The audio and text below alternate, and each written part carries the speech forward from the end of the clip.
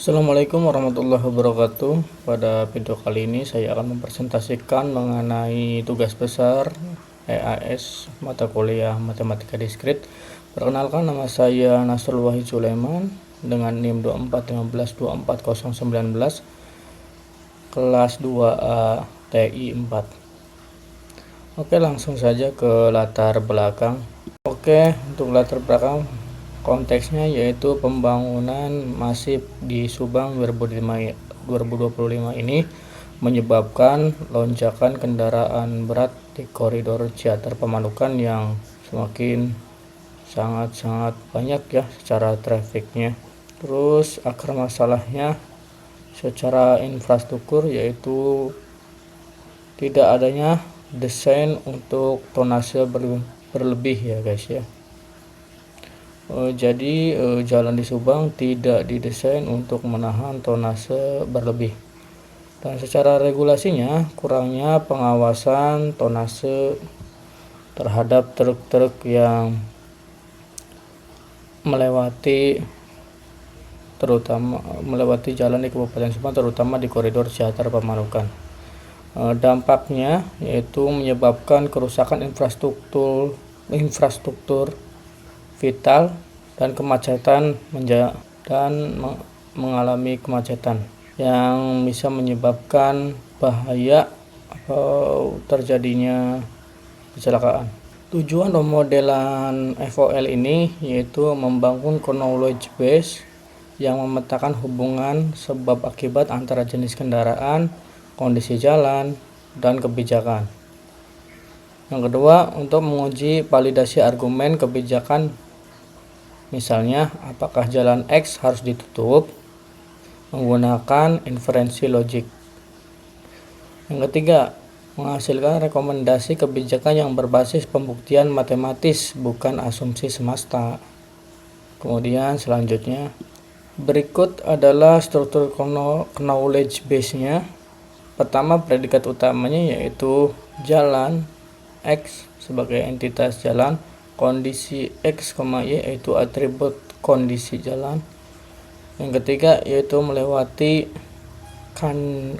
kendaraan dan jalannya, relasi aktivitasnya, tonasenya berlebih, kendaraannya apa, sifat kendaraannya, seperti itu.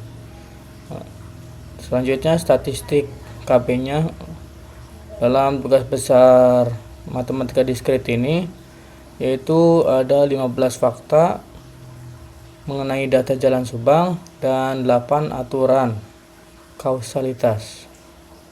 Oke, ke selanjutnya. Ya, selanjutnya chain rule 3 langkah. Yaitu pertama, logika kausalitasnya, sebabnya kendaraan overload melewati jalan maka bebannya tinggi.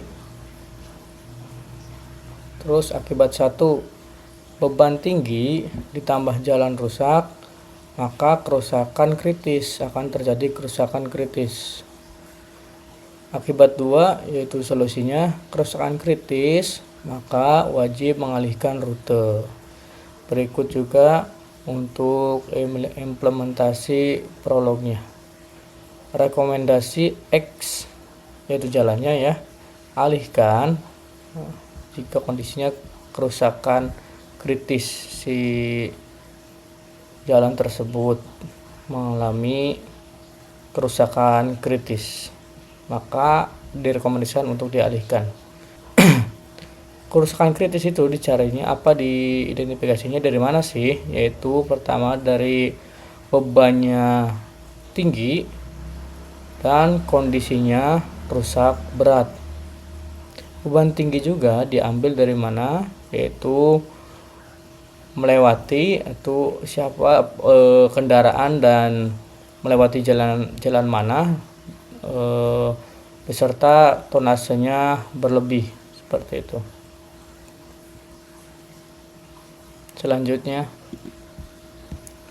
Selanjutnya yaitu notasi formal FOL-nya ya. Untuk rule rantai dalam notasi formalnya sebagai berikut. untuk semua X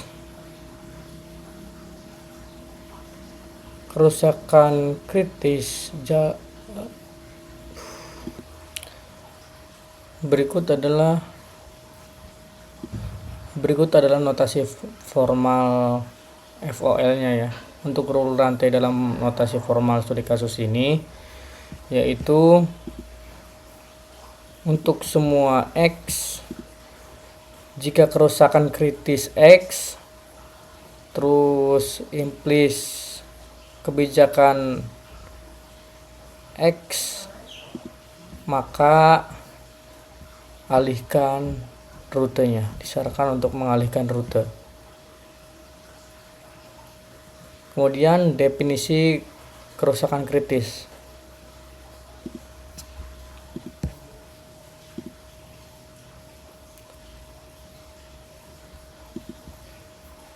Definisi kerusakan kritis. Untuk setiap X, jika X mengalami kerusakan kritis, maka berimplikasi kebijakan untuk X adalah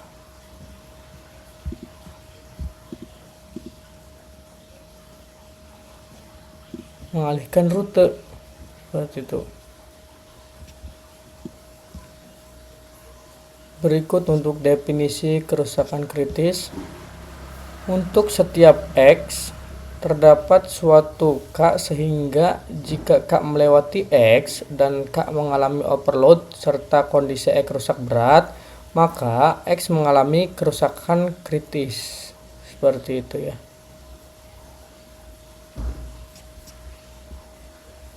Oke, selanjutnya.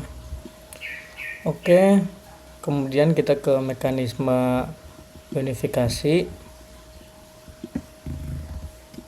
Coba kita lihat ke tabel. Tabel ini menunjukkan gimana sih komputer mencari jawaban dari pertanyaan tadi yang dijelaskan di slide-slide sebelumnya, yaitu jalan mana yang harus dialihkan, kan begitu ya. Tadi bagaimana mencari jalan kritis, seperti itu. Dengan tabel ini, sistem bekerja dengan mencocokkan aturan tadi dengan fakta di lapangan, seperti itu. Di langkah ke-4 dan 5 ya, sistem menemukan fakta bahwa ada truk pasir yang overload. Nah, tuh. Overload melewati charter. Karena datanya cocok, sistem akhirnya menyimpulkan bahwa si X adalah charter. Jadi charterlah yang direkomendasikan untuk dialihkan rutenya, seperti itu. Lanjut saja ke pembuktian resolusi, yaitu validasinya. Berikut adalah pembuktian resolusi, yaitu berupa langkah resolusinya. Untuk lebih detailnya sudah ada di laporan ya. Karena mempersingkat waktu, saya lanjut ke selanjutnya. Berikut adalah hasil implementasi dan hasil inferensi, yaitu rekomendasi pengalihan rute, yaitu dengan chain rule tadi, yaitu yang 3 langkah. Hasilnya yaitu valid, datanya ditemukan dan argumennya terbukti, dan struktur data mentahnya juga terlihat ya di sana. Dan hasilnya yaitu X charter, sama seperti hasil pembuktian resolusi tadi. Oke, lanjut ke selanjutnya. Ya, sudah sampai ke kesimpulan, yaitu kesimpulannya sistem FOL ini berhasil untuk membuktikan secara logik bahwa koridor utama, yaitu charter Pamanukan, itu sudah tidak layak dilalui truk berat ya untuk saat ini. Dan alhamdulillahnya sekarang Subang sudah ada perbaikan jalan. Terima kasih, mungkin segitu saja dari saya, Nasr Wahid Sulaiman. Terima kasih.